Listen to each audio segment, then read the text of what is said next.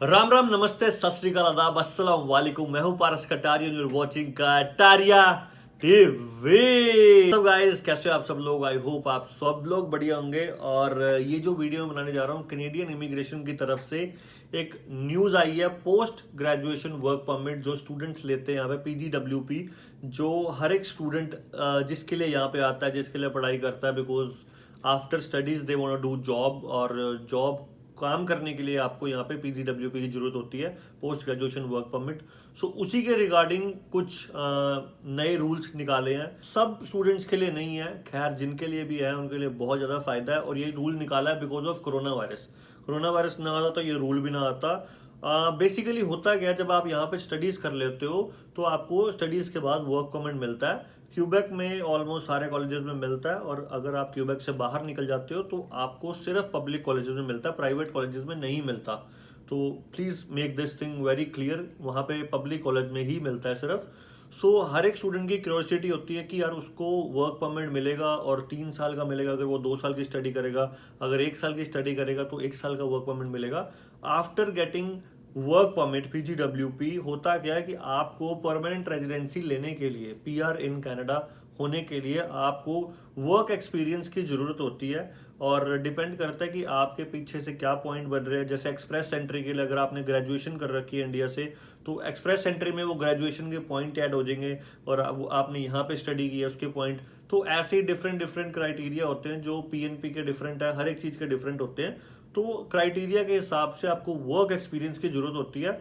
उस work experience के हिसाब से आप काम करते हो और उसके हिसाब से पीआर ले लेते हो। अब हुआ क्या, कोरोना वायरस की वजह से मेन थिंग क्या हुई, बहुत सारे लोगों की जॉब चलेगी, और जिनका वर्क परमिट कम रह गया था उनका वर्क परमिट खत्म हो गया, उनकी जॉब चलेगी, और उनके पास अब एक्सपीरियंस नहीं आया इतना।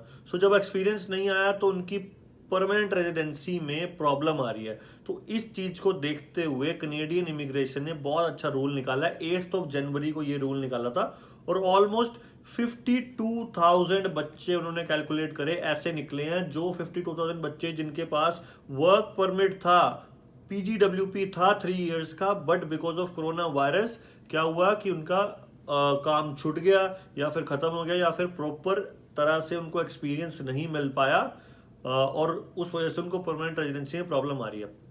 सो इन्होंने बेसिकली किया क्या है कि वर्क परमिट आपको एक्सटेंशन दे दिया, आपको 18 मंथ्स की, यानी कि 1.5 साल की आपको एक्सटेंशन दे दिया है।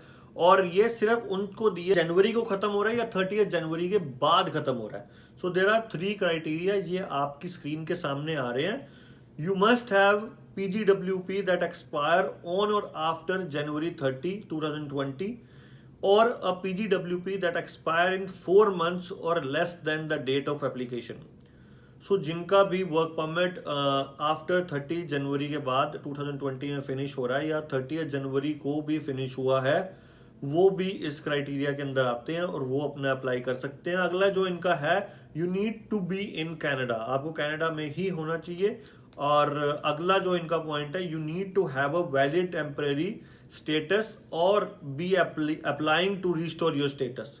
सो इसमें क्या है कि आपके पास जो टेम्परेरी स्टेटस का मतलब होता है कि आप या तो विजिटर वीजा पे हो, या फिर आप स्टडी परमिट पे हो, या फिर आप वर्क परमिट पे हो। जो परमानेंट रेजिडेंसी नहीं होती उनको यहाँ पे हम कहते हैं टेम्परेरी स्टेटस।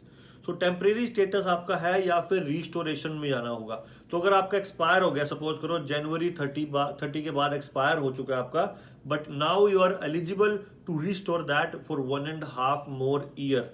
तो ये बहुत ही अच्छी न्यूज़ निकाली है। और इन्होंने ये क्यों निकाली है, so that you can get experience. जब आपका एक्सपीरियंस पूरा हो जाएगा, आपकी परमानेंट रेजिडेंसी में फाइल लग जाएगी। मैं इसका पूरा लिंक डिस्क्रिप्शन में डाल रहा हूँ, आप पूरी इस न्यूज़ को पढ़ सकते हो, और वहाँ जाके आपको पता चल जाएगा बिल्कुल कि उन्होंने ये क्यों निकाला है।